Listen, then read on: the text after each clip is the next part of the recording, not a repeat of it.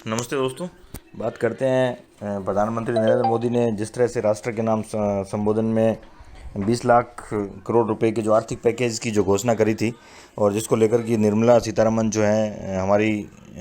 देश की जो वित्त मंत्री हैं वो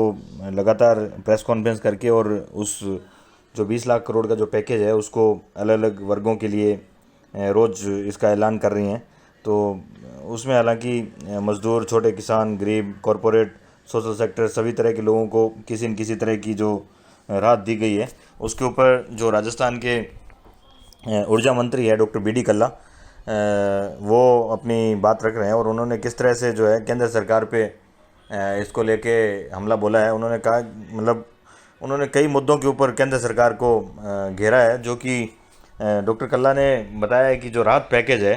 उसको लेके और डॉक्टर कल्ला काफ़ी जो है मतलब गंभीर भी दिखे और उन्होंने ये भी दर्द बताया है कि किस तरह से ये राहत पैकेज होना चाहिए था और अभी क्या है। तो आइए सुनते हैं डॉक्टर कल्ला इस बारे में क्या कह रहे केंद्रीय हैं। सरकार ने कहने को 20 लाख करोड़ का पैकेज दिया है, लेकिन उसमें ऋण के अलावा कोई विशेष बात दिखाई नहीं देती है। बिजली कंपनियों को भी ऋण, एमएसएमईज को ऋण, हर जगह बैंकों से अथवा अलग अलग कॉरपोरेशन से ऋण लेने के अलावा कोई पैकेज नाम की चीज़ नहीं है। होना तो ये चाहिए था कि जिनकी दुकानें बंद रही, उद्योग बंद रहे, उन लोगों को, जिन जिन कर्मचारियों को उन्होंने रखा है, उनको जो तनख्वाह दी जाती है उसकी ग्रांट के रूप में वो पैसा दिया जाता। और बिजली कंपनियों को ख़ास तौर से जो स्थायी शुल्क है उसके लिए कोई अध्यादेश ला करके जनरेटर को उत्पादन करने वाली बिजली कंपनियों को नहीं देना पड़े और बिजली कंपनियां फिर जो है, जो उद्योग नहीं चले हैं, जो कमर्शियल एक्टिविटीज़ नहीं हुई है, उनका स्थायी शुल्क उसके कारण से माफ़ करते अथवा केंद्रीय सरकार उसको रिम्बर्स करती।